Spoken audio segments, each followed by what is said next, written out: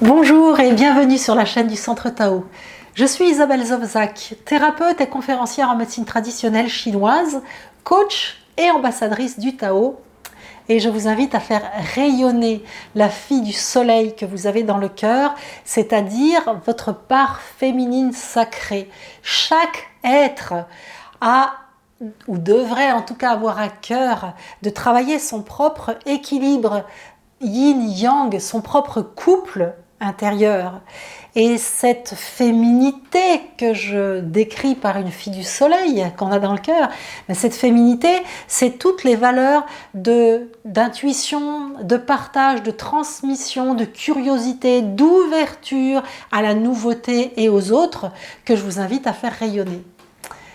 Et nous la faisons rayonner là dans la diétothérapie, c'est-à-dire toute l'alimentation qui permet, d'après les taoïstes et la médecine chinoise, d'entretenir sa santé, de nourrir toutes les énergies de notre corps pour vivre longtemps en bonne santé et avec toutes nos fonctions cognitives, comme nous l'allons voir aujourd'hui avec la saveur salée.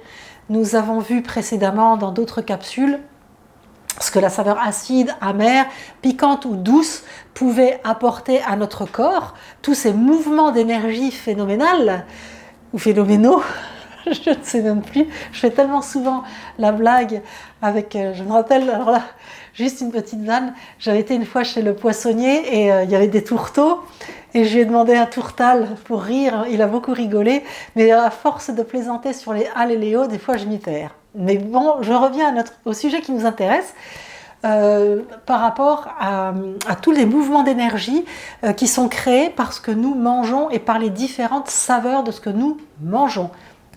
Aujourd'hui, nous allons voir la saveur salée, qui est la saveur qui est liée à l'énergie du rein, au rein. Alors, en Occident, la saveur salée est très mal vue. Alors, il faut dire qu'on mange beaucoup trop de sel quand...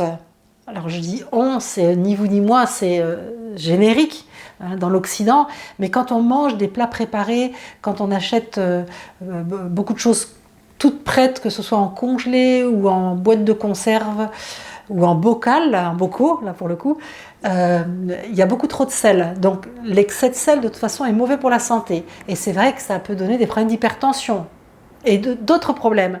Mais du coup, le sel a une connotation très négative. Alors la saveur salée au niveau de la médecine chinoise, c'est pas simplement le sel marin, mais on pourrait voir cette notion de sodium et d'iode, ce que le sodium et l'iode peuvent apporter au corps humain. Alors, les déficits en iode amènent au crétinisme. L'expression crétin des Alpes vient du fait que dans les montagnes où on manquait d'iode et où il n'y avait pas de sel et de produits de la mer à manger, le fait de manquer d'iode créait des problèmes cognitifs et des problèmes aussi de thyroïde. Donc là, c'est pour le manque d'iode, mais il y a aussi des études qui ont été faites aux États-Unis qui montrent que le taux trop faible de sodium amène aussi des gros problèmes cognitifs qui sont impliqués dans des problèmes de démence sénile ou d'Alzheimer. Donc, c'est toujours la même chose, c'est la voie du milieu qui compte. La notion de saveur salée, et donc je vous réunis la notion d'iode et de sodium, est fondamentale pour l'équilibre, comme tout, évidemment, ni trop ni trop peu, mais nous avons besoin de vrais sels marins, de vraies saveurs salées en tout cas, au quotidien, notamment pour nos fonctions cognitives.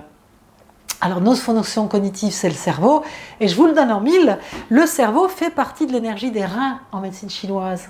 Elle est pas belle la vie ? Alors, au niveau énergétique, la saveur salée, qu'est-ce qu'elle fait dans le corps ? C'est une saveur yin, elle fait descendre et elle purge. Et en plus, elle ramollit ce qu'en médecine chinoise on appelle les indurations.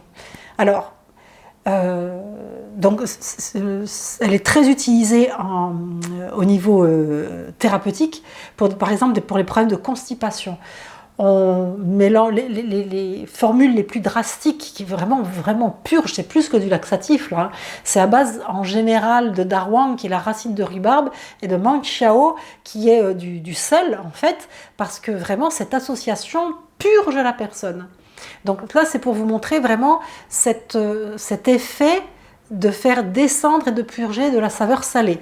Un autre exemple, le fait pour les personnes constipées de boire un verre d'eau salée au petit déjeuner peut être extrêmement performant pour beaucoup de personnes. Si c'est votre cas, je vous invite à essayer, parce que ça ne vous abîmera pas les intestins. Par contre, ça vous fera bien descendre l'énergie et purger. Et la saveur salée est aussi très utilisée au niveau des plantes thérapeutiques pour réduire les indurations, c'est-à-dire quand on a des masses ou des tumeurs ou des lipomes ou des kystes, d'utiliser des plantes avec des saveurs salées pour pouvoir briser ces indurations. Donc ça, ce sont pour les vertus énergétiques selon la médecine chinoise. Alors, simplement parce que j'avais oublié de vous le dire, quels sont des aliments avec des saveurs salées, outre le sel, mais il y a tout ce qui vient de la mer, les coquillages et les poissons, avec cette notion d'iode. Tout ce qui vient de la mer est salé. En viande, on a aussi le porc, le sanglier. Quel autre aliment vous donnez? Par exemple, les noix. Les noix, c'est aussi une saveur salée. Et ça nourrit le cerveau. Ça montre bien comme ça va à l'énergie des reins, puisque je vous le disais que le cerveau est relié à l'énergie des reins. Donc quand on connaît tous ces aspects et qu'on voit toute cette cohérence et cette intelligence magnifique, comment ne pas s'ouvrir à l'intelligence de l'alimentation pour vraiment se dire je vais utiliser la saveur salée pour avoir tous les bénéfices de cette saveur dans mon corps sans utiliser beaucoup trop le sel de table. Alors le sel de table en plus, je vous en supplie, virez-le de votre cuisine, achetez du vrai sel marin, gris, bio, non trafiqué, qui lui aura les vraies vertus de la saveur salée, alors que le sel marin iodé qu'on sert à table, c'est une honte, c'est quasi un scandale sanitaire. Mangez le plus pur possible, le plus bio possible, le moins raffiné et surtout le moins transformé par l'industrie agroalimentaire. Alors, le salé donc va au rein. Notre rein a-t-il besoin de la saveur salée? Oui, bien sûr, comme tous les organes de notre corps, comme notre entité. Il y a besoin d'un petit peu de saveur salée au quotidien. Mais on va utiliser cette saveur salée pour purger le rein quand il en a besoin.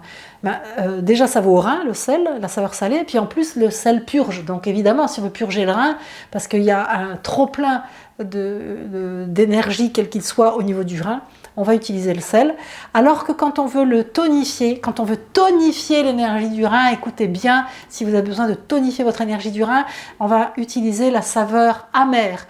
Tout simplement parce que la saveur amère, elle raffermit. Donc, et puis en plus, elle descend, la mer descend. Donc, ou la mer monte. Aujourd'hui, je suis pleine d'humour. Donc, on va utiliser la saveur amère pour tonifier le rein. Okay, l'amère pour tonifier, le salé pour le purger. J'ai aussi oublié de vous dire que la mer, outre de purger, et de descendre, en fait, il humidifie. Ou alors, je vous l'ai dit, mais je n'ai pas développé. Alors, ça, c'est surprenant. Moi quand j'ai appris que la saveur salée humidifiait, je me suis dit, mince alors. Alors, pour moi, le sel, ça dessèche. Par exemple, quand je vais à la mer ou que je vais sur un bateau, l'eau de mer me dessèche la peau, me dessèche les cheveux. Avec le soleil, c'est encore pire. Mais donc, dans ma tête, j'avais cette notion que le sel, en tout cas, et donc la saveur salée par extension dans mon esprit occidental, que ça desséchait. Or, ça humidifie. Donc j'ai fait des recherches, j'ai besoin de comprendre. Je ne peux pas gober et accepter les choses qu'on me dit simplement parce qu'on me les dit. Et si on me dit « n'essaie pas de comprendre, c'est chinois », alors ça, c'est ce qu'il y a de pire, je trouve. Justement, il y a un langage relativement ésotérique ou hermétique même, chinois, que nous, occidentaux, nous avons du mal à pénétrer. Il est très important justement de faire le parallèle avec notre culture occidentale pour pouvoir comprendre. Et vous savez que sur cette chaîne, c'est vraiment ce que je fais, c'est faire comprendre ce langage de la médecine chinoise. Donc, Le sel humidifie-t-il? Alors, le sodium, en fait, il régule l'eau du corps humain. Quand par exemple, il y a trop de chaleur, c'est le sel qui va nous empêcher justement de transpirer. Et le sodium va vraiment réguler notre humidité interne. Et en ce sens-là, je comprends complètement ce qu'il y a des millénaires, les Chinois disaient, dans le sens que le salé humidifie. Et d'ailleurs, quand on transpire beaucoup, moi je me souviens quand je faisais pas mal de randonnées avec mon papa, et ben toute ma famille, hein, mais c'était papa qui était le leader pour le projet, donc on faisait des randos, et quand on transpirait beaucoup parce qu'il faisait trop chaud, il nous donnait toujours de l'eau citronnée à boire, l'acide étant astringent, hein, si vous suivez les capsules, et avec du sel pour justement humidifier le corps, c'est-à-dire continuer à réguler notre hydratation interne. Donc, avec ces explications que je vous donne, vous pouvez bien voir que, effectivement, le salé humidifie le corps également. Alors, nous avons vu ce à quoi ça sert, nous n'avons pas vu les contre-indications. Pourquoi il ne faut pas manger trop de salé? Dans quel cas le salé est interdit? Alors, le salé, d'après la médecine chinoise, il va dans le sang. Et trop de salé va nuire au cœur et aux vaisseaux sanguins. Ça va durcir les vaisseaux sanguins, les raidir, et ça va nuire au sang et au cœur. Et là aussi, on voit que il y a des millénaires, mais que c'est exactement la même chose que ce qui se passe quand on abuse du sel et qu'on va finir par faire de l'hypertension parce que les vaisseaux sanguins vont se durcir. Donc du coup, il n'y a plus la souplesse des vaisseaux sanguins, donc le sang, le cœur, il est obligé de pousser fort parce que il y a cette résistance-là qui va faire que ça va donner de l'hypertension. Donc il est fondamental de garder des vaisseaux sanguins souples en n'abusant pas de la saveur salée. En résumé, la saveur salée fait descendre, purge et humidifie notre corps, c'est-à-dire maintient bien le taux d'hydratation nécessaire à la vie. Il est contre-indiqué pour toutes les maladies du cœur et toutes les maladies type hypertension, toutes les maladies du sang et toutes les maladies des vaisseaux sanguins. On est d'accord? Et puis, pour purger le rein, on utilise la saveur salée et pour le tonifier, on utilise la saveur amère. À noter dans vos tablettes. Et je vous le redis, si vous ne savez pas, ça commence à faire « Ah !» dans votre tête, ce qui est complètement normal et qui est toujours le début de tout apprentissage, ça fait des informations et on n'arrive pas à les gérer. Alors, moi, le but de ces capsules, c'est de vous faire comprendre l'intelligence de tous les aliments, comment vous pouvez les utiliser et comment vous allez apprendre avec toutes les recettes que je vais vous donner au fur et à mesure pour soigner différents problèmes, que vous soyez éveillés à cette intelligence-là. Tout être humain est intelligent, vous avez un cerveau, le cerveau est intelligent. C'est en vous expliquant et que vous compreniez cette intelligence-là que vous allez pouvoir vraiment mettre en place une façon de vous alimenter qui va vous changer la vie. Parce que c'est essentiellement ce que vous mangez qui entretient la vie. D'ailleurs, pour les Chinois, ce qu'il y a de plus important à protéger, c'est le qi de l'estomac, l'énergie de l'estomac. Si nous arrivons à manger, si nous arrivons à digérer, nous pouvons fabriquer suffisamment de sang avec suffisamment de nutriments à l'intérieur, un sang suffisamment riche pour nourrir et humidifier tous nos organes. Et c'est donc ça la recette de la longévité, protéger le qi de l'estomac. C'est ce que nous faisons ensemble dans cette série de diétothérapie. J'espère vraiment que là, c'est imprimé en lettres de feu dans votre cerveau.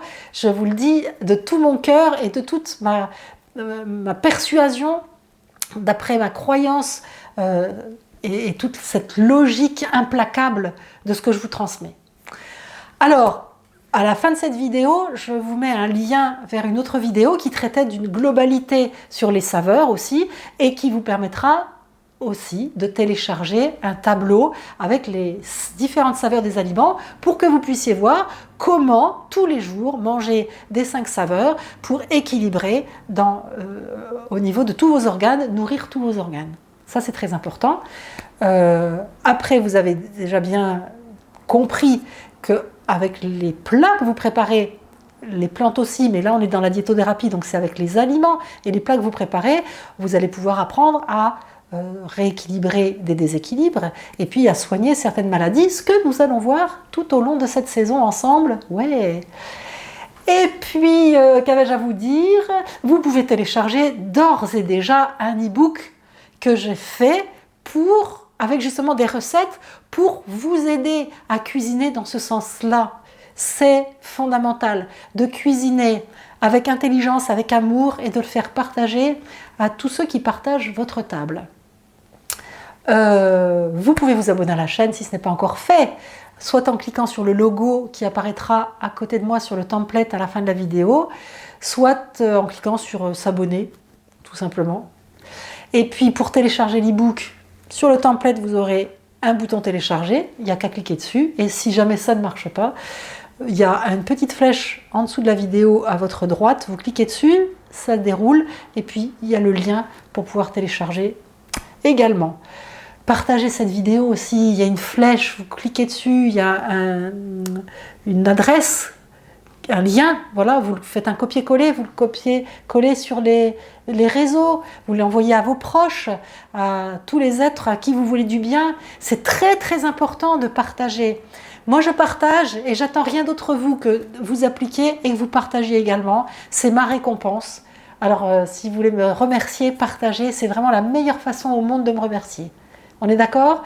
On se retrouve pour une prochaine capsule de diétothérapie et d'intelligence alimentaire. À très bientôt. Ciao, ciao.